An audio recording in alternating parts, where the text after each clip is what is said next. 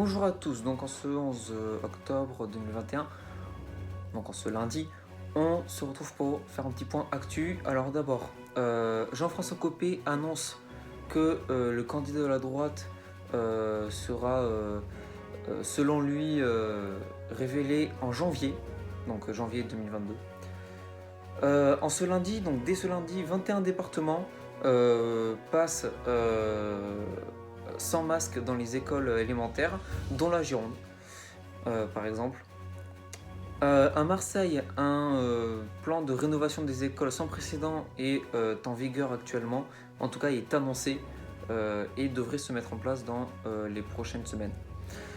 Ensuite, un incident informatique touche 7000 dossiers de la CAF.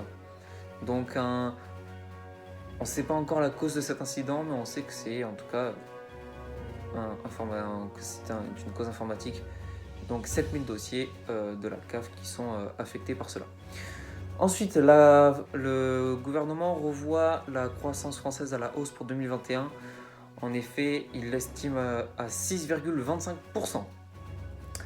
Une étude française sur le vaccin contre le Covid-19 est positive.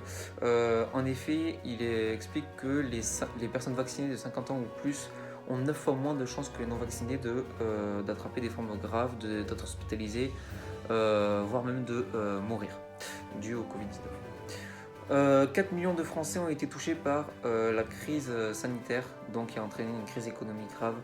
Donc c'est 4 millions de nouveaux Français qui sont touchés par la crise et qu'on doit aider par des associations. On pense que les associations ne pourront pas tenir face à ça et l'État devra forcément réagir.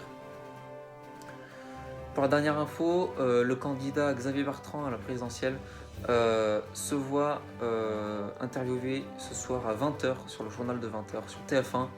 Je vous invite à aller le voir, même si personnellement je ne suis pas pour Xavier Bertrand, c'est toujours intéressant de voir un peu tous les points de vue et ce qu'il va dire. Voilà, on a fait le tour de l'actualité de ce lundi. Je tiens à rajouter aussi que la France a gagné la Ligue des Nations hier 2-1 contre l'Espagne. Je pense qu'avec un but d'Mbappé et un de Benzema, je pense que c'était pas forcément utile de le préciser, mais je le précise quand même pour ceux qui l'ont éventuellement raté. Bon. Sur ce, je vous dis à demain pour le tour du journal des marathons.